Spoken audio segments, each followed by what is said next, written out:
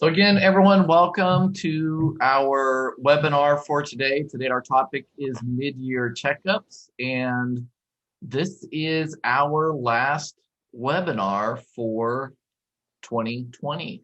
We are going to have more webinars scheduled in January for you to register for, and we're kind of developing those now and building them out. And we'll have that information for you at the top of the new school year. So this is our last webinar for this year, 2020, before we continue on new topics for next year. I am Joel. I'm the one on the far right, and I'm the digital learning coordinator. I'm joined today with Paige Parker, who's our senior professional learning coach. Say hi. Hi. Paige. And Janie Strock, who's our professional learning coach. Hello, everybody. There we go. And this is like old school, like the three of us doing this again. And we're all very excited to be here and to cover this topic with you. You have a Q&A button on your Zoom control. You can click it to post questions as we're going. You can post responses, I believe, to other people's posts as well. We're able to view them, and we're going to answer questions as we go throughout this webinar today. If you have questions that are not really about the topic, but it's something that might pop in your head or some idea that you have, or if you have a topic for a webinar you would like for us to do in the future, please email us at training@eduphoria.net. We would love to answer those questions and share those ideas with you as well. So we're going to cover a lot of information, and by we, I mean Paige and Jenny. I get to do the intro, and they're actually going to do a lot of the content for you. But we're going to talk about Strive, specifically things to look for in the middle of the year to make sure setups are getting everything needed and completed. We're looking at the goal process. We're making sure that all of the templates are tagged and data is coming in. Paige is going to share about specific reports that are great for the middle of the year, and also teacher incentive allotment and professional development planning information. Then we're going to pop over into Forethought. We're going to talk about different reports that are available, using attachments in the planner, activities, team planners, and then the lesson plan checks. For Aware, Jenny's going to pipe in and share about the reporting calendar at the semester change, talk about the assessment process conversations, like the things that need to start being discussed in spring as they're planning for the next year. Also the test types, performance levels, data views, and student forms. And then we'll cover the logistical apps, things to check to make sure things are updated at a semester change, which is just making sure your workflows are updated in Formspace in facilities and events. And also, if you're approving your reservations, making sure those are ready, and inventory updates as well. So we're going to get it kicked off here. I'm going to hand off to Paige in a second. We're going to start again with the instructional applications. Specifically right now, we're going to start in Strive. So I'm going to hand off let Paige take over. All right. So hopefully, where did my screen go? Hopefully I am sharing my screen. You are. And I'm going to go in and talk a little bit about what we need to be thinking about with Strive at this point in the year. And so right now I'm logged in as a teacher. And as a teacher, I really need to be focused on my goal process at this point in the year. So when I go in as a teacher and look at everything, I want to make sure that the first steps in the process that are up to me to do are done. Now, your process may look a little different than this one does. This is my demo site. And so the first thing that we have in the process in my school district is a handbook and compliance receipt where the teachers have to sign off that they've received their handbook and all of that good stuff. As you can see, I have not done that yet. And that's a beginning of the year thing. So I want to go in and look at all my steps and make sure that if I'm supposed to be doing something, that I have done it. I know I'm supposed to do it because I've got the plus sign. So I would want to go in and create that document and do my signatures so that that is turned in. And then I want to go into my goal setting process and look at what's required there. I was supposed to do a beginning of the reflection, which I haven't done. I did write my professional goal. So it was due back in September and I wrote it. And this due date is when I'm going to finish my goal, not when the goal was supposed to be turned in. This due date, if your district has added a date into the system, is going to be when you were supposed to have it turned in. And so I would want to make sure that I met that. And then also that I am aware of when my target completion date is, which is what's showing up here. And then I want to go in and look and see, what did I say I was going to do and by when? So I set up some action items for myself and I put dates on those action items when I created them. Did I complete those things and did I complete them by my due dates? And how do I know? Well, I should be able to come down here and find some evidence that tells me what I have done on my action steps. So I said one of my action items is that I was going to attend professional development. And when I go down to my evidence, I do have a portfolio entry that I attended professional development. And then where it says reflect here, hopefully in the real world, I would be, instead of just saying the word reflect, I would have reflected on what I learned and how I implemented that in my classroom or how it applies to my goal. So I've collected that evidence in the form of text where I just wrote anecdotal evidence.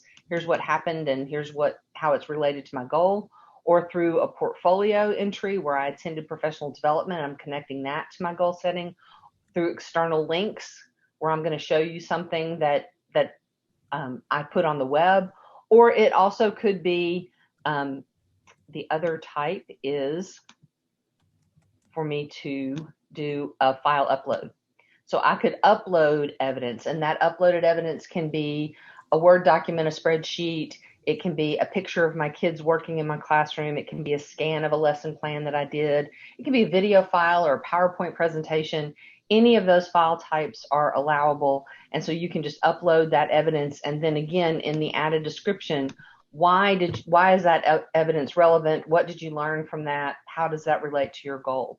So at this point in the year, teachers should be completing those action items and recording that evidence. And then if you have questions or need to have conversations with your appraiser about any of that, you can do that through messaging. I could send them a message and say, hey, have you looked at my evidence? Am I on the right track? And see what they have to say in response. So I am at the point in the year where I'm still working toward my target completion date. I have 120 days left. Where am I in that process? Do I need to add some additional action items, or what do I need to do? And then when the goal is, and I have actually marked this one complete, you can see that my status says that I'm completed. If I was not completed, then I would want to continue working on it. If I realize, oh, hey, I forgot to do something, I can always reopen that goal and continue to work on it. So now it's back in the approved state, and I could add additional actual action items if I wanted to continue working on that goal. The complete button needs to be pushed before I go into my summative conference at the end of the year.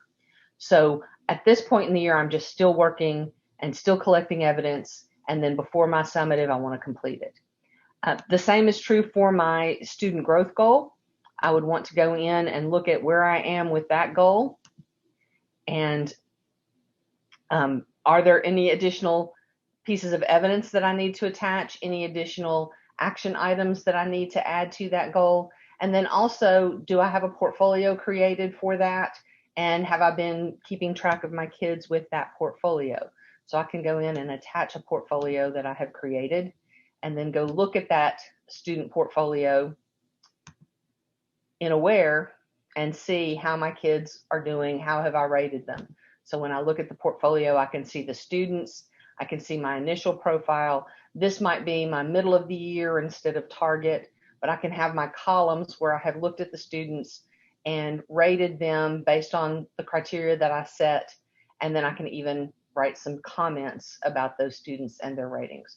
So I just want to be keeping track of where I am in that process. at this point in time in the year? And am I moving things along?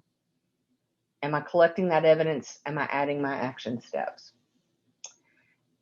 As an appraiser, if I'm a principal, then I want to look at a couple of reports. So I'm going to go in as an appraiser and go to appraisal reports. And I want to go in and look at the evaluation process status. And no, not the process status, the evaluation status report.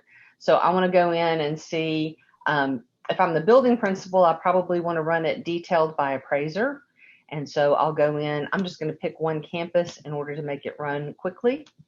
And I will click submit report. And this report is going to show me, based on appraiser, how many, so if I look at this particular appraiser, the admin account, how many walkthroughs has that appraiser done, how many observations, and then I can also see, were they made viewable? I have a couple of principals who forgot to click that let staff view button, and so those teachers can't see the document. And then none of my teachers have looked at them. So if teachers are not looking, then they're not learning from those documents. So I can see that at this point in time and kind of remind my administrators that they need to let the staff view, and remind my teachers that they need to be going in and viewing those documents. And so then I can look at my next appraiser and see how they are doing. Ooh, Paige principal did not do a good job of clicking the let staff view button. So that's something that I need to talk to that principal about, and also letting those teachers view. Now the teachers can't view them if I've never sent it, but if I have dates that are sent and the teachers aren't viewing them, then that's something I need to worry about. So that's one of the things that I would want to look at. I might also want to look at it summary by school rather than by appraiser, and that's going to give me one line per person instead of one line per document. And it's just going to show me the teacher's name and do they have goals approved? Have any walkthroughs been performed on them? Observations? So I'm just going to see numbers, but I'm going to see one line per teacher or per user that's being evaluated. And so this is really more about the individuals. The other report was more about what are the appraisers doing. So those are good things for a principal to be looking at this point in time.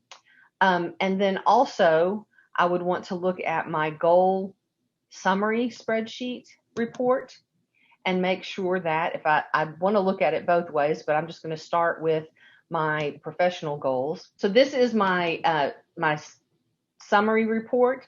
What I should see at this point is all my goals should be in the approved column. So it's good that I'm seeing zeros in unsubmitted and submitted, but I should be seeing numbers in my approved column. So I want to be looking at this point in time to make sure that all of my goals have been approved and my teachers should be working on them. They should be marked completed at the end of the year when it's summative time. So that's another thing that I would want to look at as an appraiser or as a principal. As the district administrator, and I'm going to go to that login now, there are a couple of other things that I would want to make sure of. So when I go into Strive, I want to make sure that all my templates are tagged, because if the templates are not tagged to the dimensions, then I'm not going to see the data in the summative panel, and I want to see that. So the administrator for your district should make sure that under our evaluation templates, any template that's being used, I'm going to go to the walkthroughs, and this is one that we are using in my process. So I want to make sure that the framework is selected. And then when I come over to my matrix questions, I want to make sure that every row has a dimension tagged. If it just says the word dimension and it doesn't say the number and the words that go with that dimension, then it's not tagged. So I want to make sure that that's done for all of my documents that are being used in my process. And I can figure out which ones I need to check by going in and looking at the appraisee type, looking at the one that's currently being used, and I can say, okay, in walkthroughs, what are we doing in the fall? What documents are we using? Those are the ones I need to make sure are tagged. So I would go in the system and look at each one of those, make sure that the dimensions are tagged, and that way that data will show up in all of my appraisal analysis and also in the summative panel.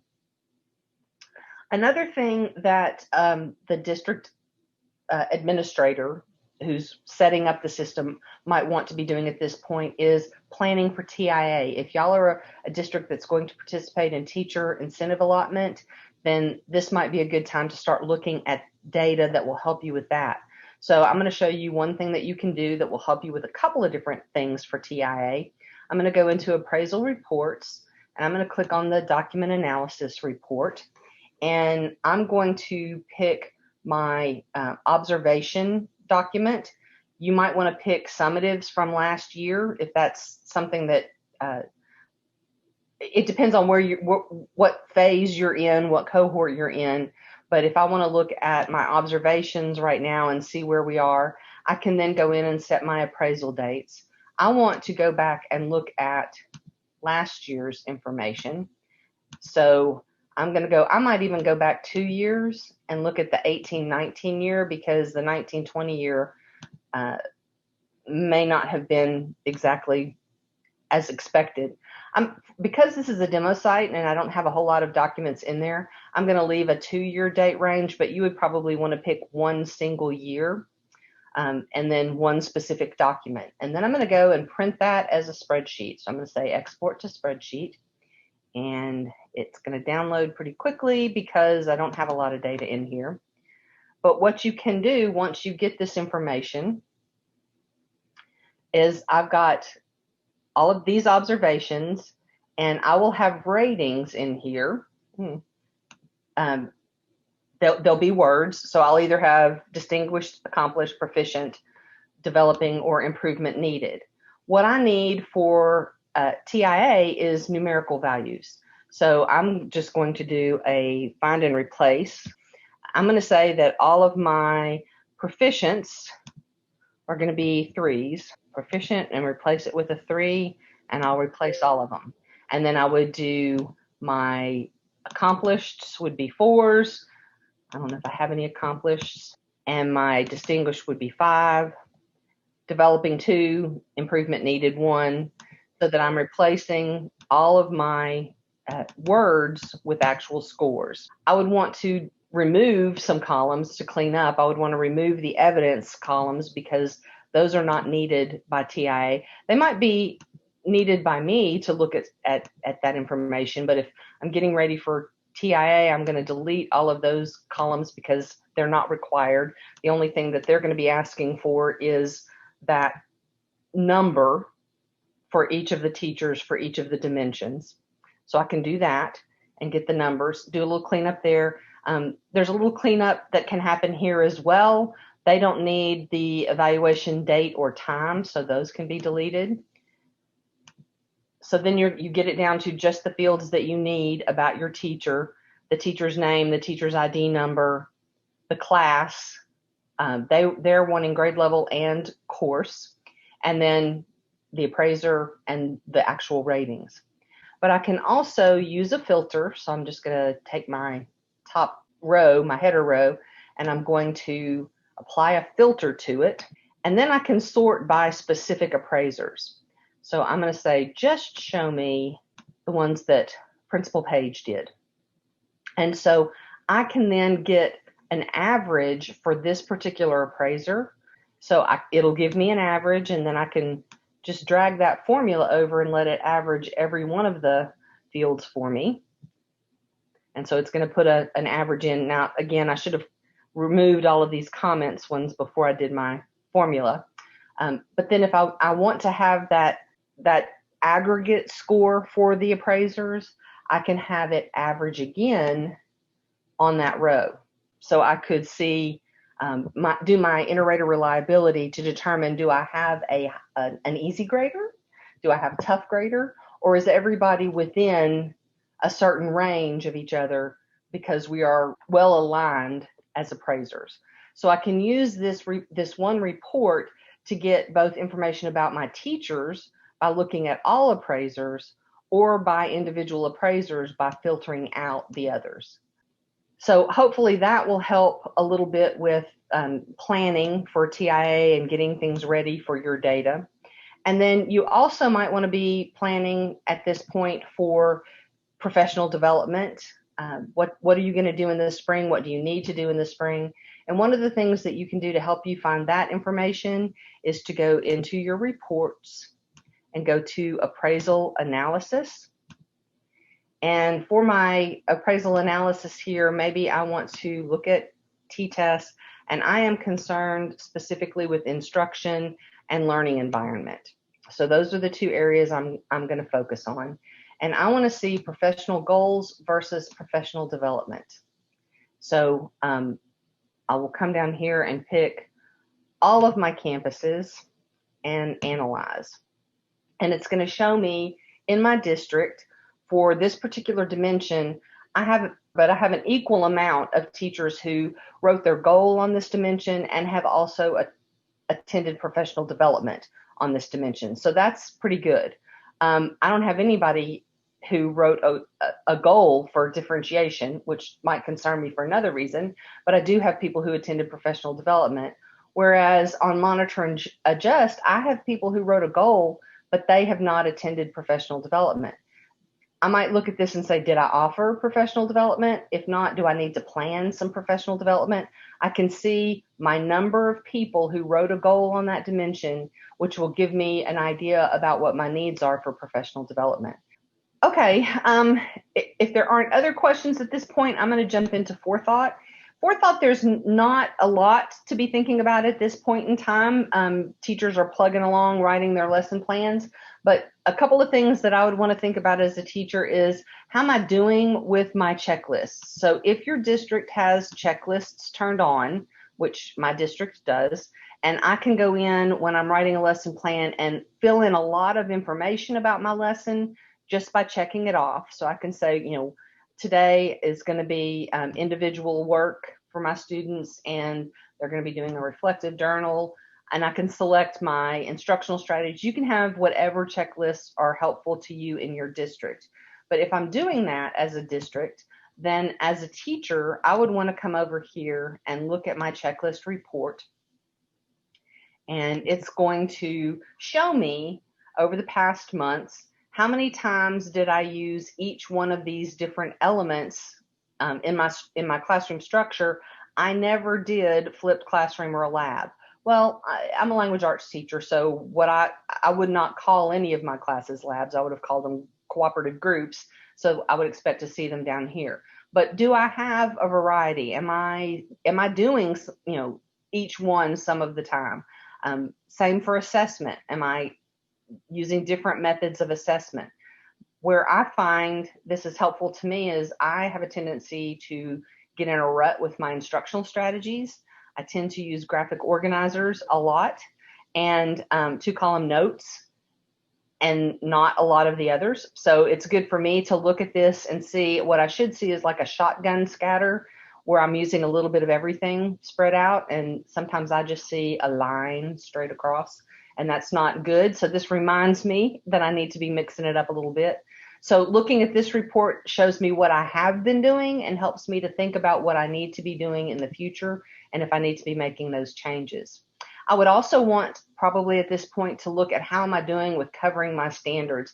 And I can see individually check marks as I've used them in my planner.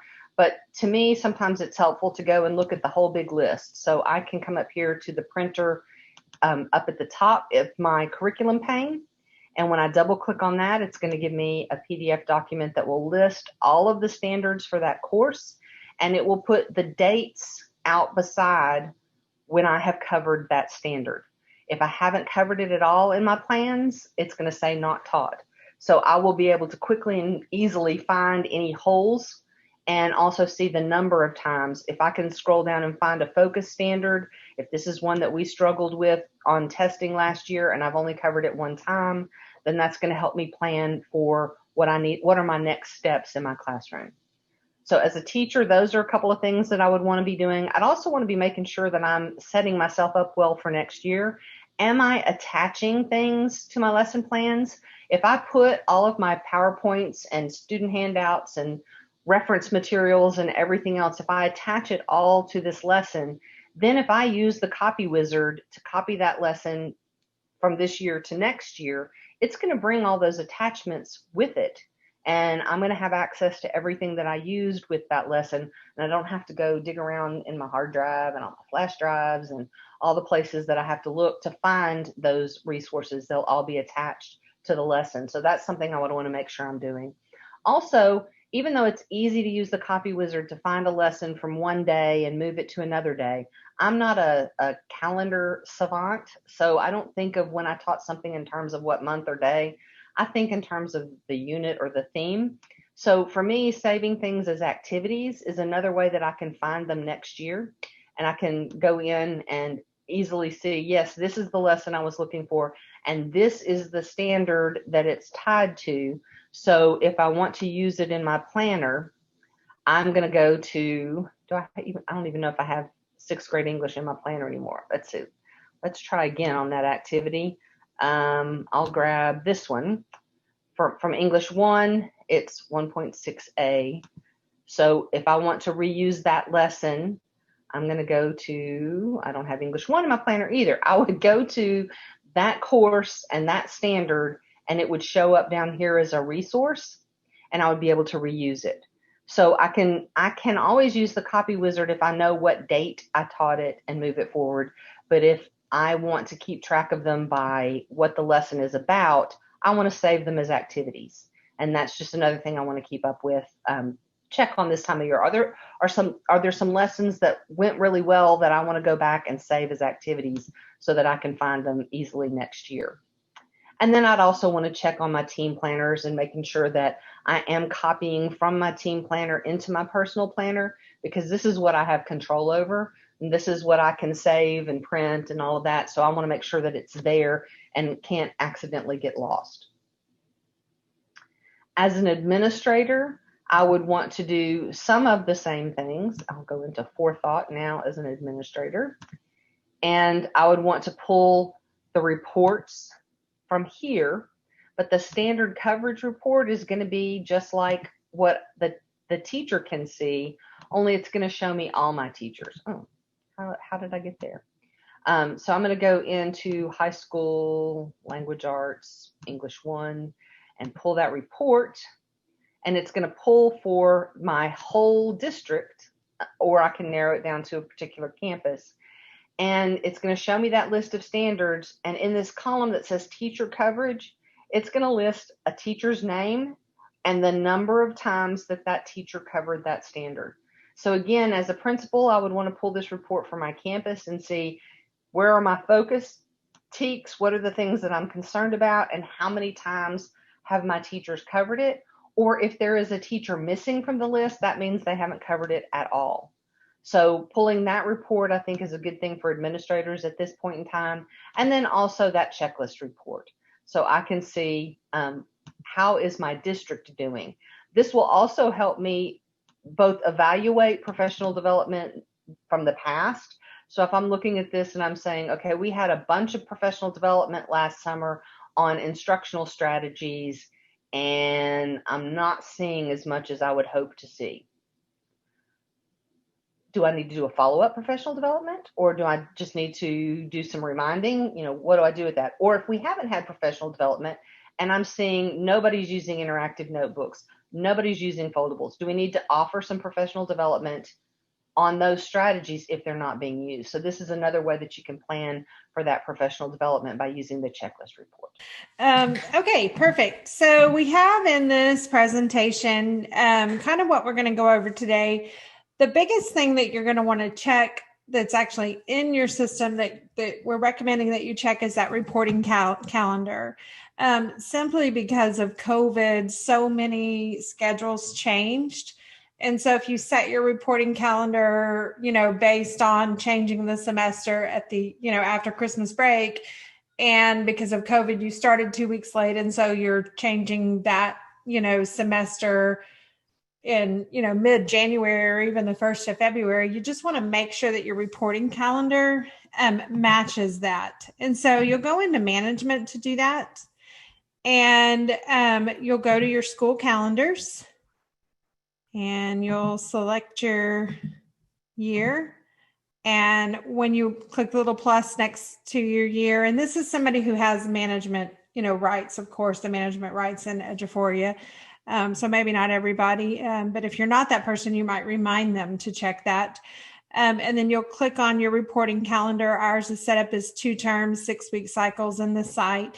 And you're just going to want to make sure those are accurate. Really, it's your end date for last semester and start date for the new semester. So in this case, it would be, 1-2 is when we would end the fall semester. And then on 1-3, we would start the spring semester. And so if those dates, again, have shifted because you shut down or because you started late or just for whatever reason, you just want to make sure they line up. Otherwise, the situation you could have is, rosters rolling and Eduphoria not rolling over, or vice versa. So you just want to make sure those are set up correctly. And the next things we want to talk to you about are actually in Aware. They're really about planning for next year. We always kind of like to talk about what are good conversations to have in the spring for planning for the following year. While your people are still there, you need to kind of have those conversations. We don't recommend making big changes like, changing all your test types or, cleaning up your data views and that kind of thing during the middle of a semester. And so those are good activities to do during the summer. And so in order to be ready to make those changes in the summer, you need to have those planning conversations in the spring. And so this is just kind of a reminder that now would be the time to kind of set up those meetings to have those conversations in the spring for things that you want to change in the summer. One of the big ones that we'd like to talk about are test types. So under the assessments tab, when you go to configure test types, do these test types listed here really reflect what you want your assessment process to look like next year? Do I need to get rid of some of these? Do I need to manage them? Do I need to change what some of these are called? Maybe we no longer refer to campus-based assessments as campus-based assessments, and we're going to call those, unit tests or something like that. So do I need to edit these? Do I need to get rid of some? Do I need to add additional ones? To this list and marry some of these. So again, it's just one of those things. It's difficult if you change that mid-semester and somebody goes in and looks for a CBA because that's where they filed it and you've changed the name to unit test. But if you make those changes during the summer, when people come back, you can address that in your professional development in the fall. And so again, talking about test types, talking about performance levels. Have we, really looked at our performance levels and do they make sense for how we want to use those next year? Just a reminder, when you change performance levels, you change those levels going forward. It doesn't change how the data reported, going back unless you rescore all of those old assessments. So it's just kind of something to think about. Again, a good change to happen in the summer, which means the conversation has to happen in the spring. And really the other big piece that you want to look at are your student forms in Aware.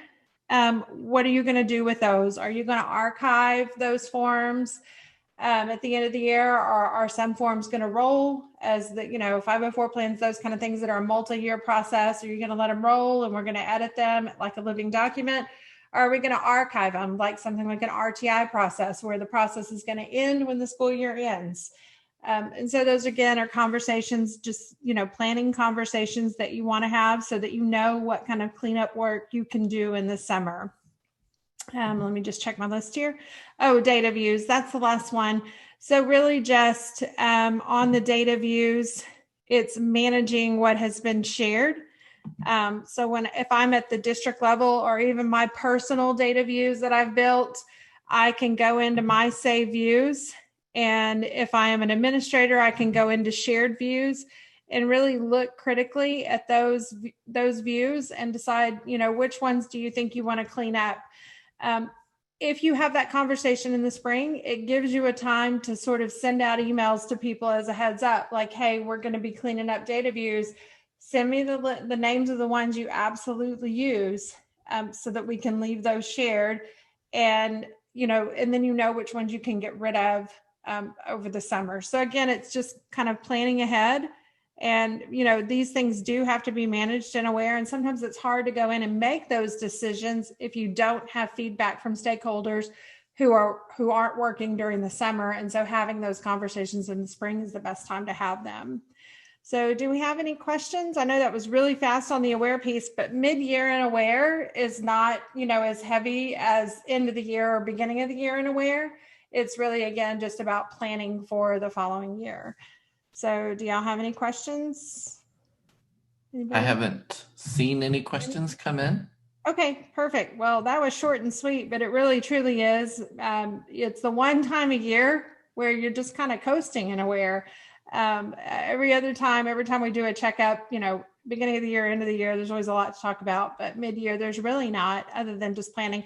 I would really, if you had a change in your official calendar for when semesters are going to roll, please check your reporting category, because that, could cause trouble later on if you don't do that. So that would be the one big thing you're going to want to definitely check on. And the rest really revolves around planning. Again, test types, performance levels, data views, and student forms, those things that you manage. You need to take a look at those things. All right. So I see one question coming in. Take a peek at it. Okay. So ideas on aware reports to check student progress. Again, it depends on what you're looking at for student progress. If you're looking at your local tests, again, just, looking at that data at the student learning standard level. We do sell training that will come in and help you build some of those reports that you can use in your district. I'll show you one of my favorites. Of course, you can compare multiple assessments at this point, all of your unit tests, look at that, SE level data over multiple tests to kind of identify gaps. You could certainly do that.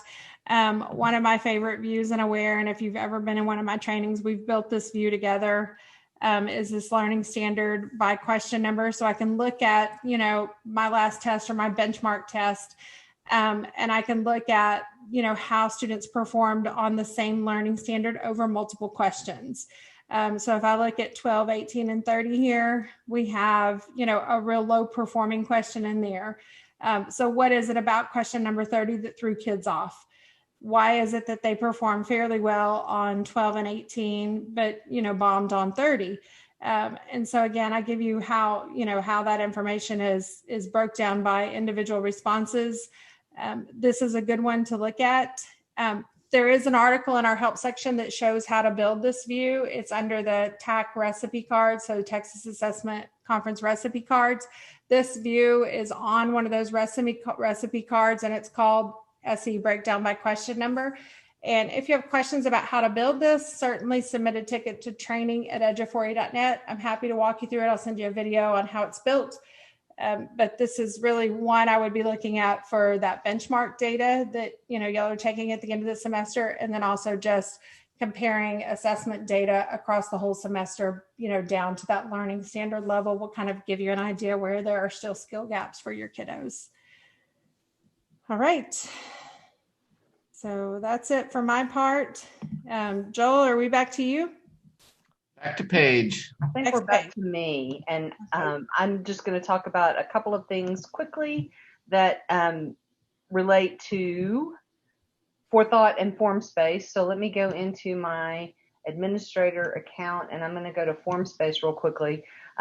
Formspace is kind of like Aware in that it should be plugging along just fine at this particular point, but you may have had someone who is leaving the district or changing jobs at the mid-year point at semester, and they might have been involved in workflows in Formspace. So you want to make sure that those forms are not going to them if they're not the right person any longer.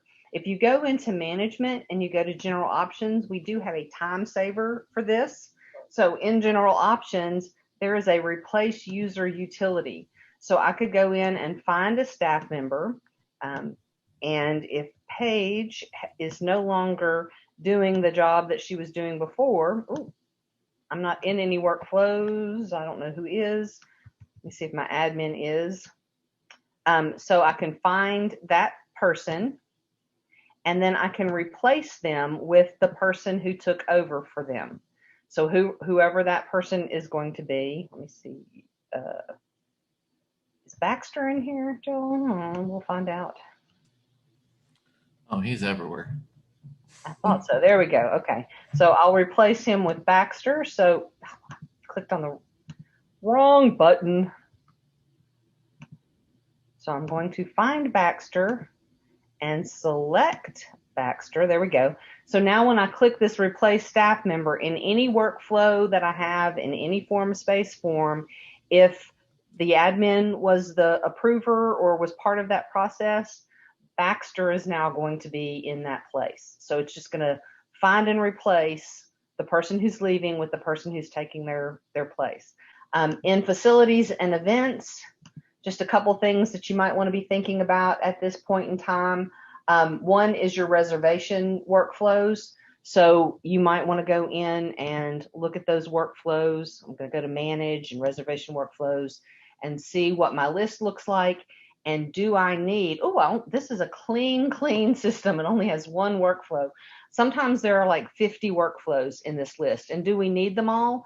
Do any of them need to be updated? Is that an issue that I need to be thinking about at this particular point in time? And then I also want to go in and look at my reservations. And I want to look at any that are pending approval and see if there's anything in that list and get those approved, because I don't want anything hanging out there, waiting on approval.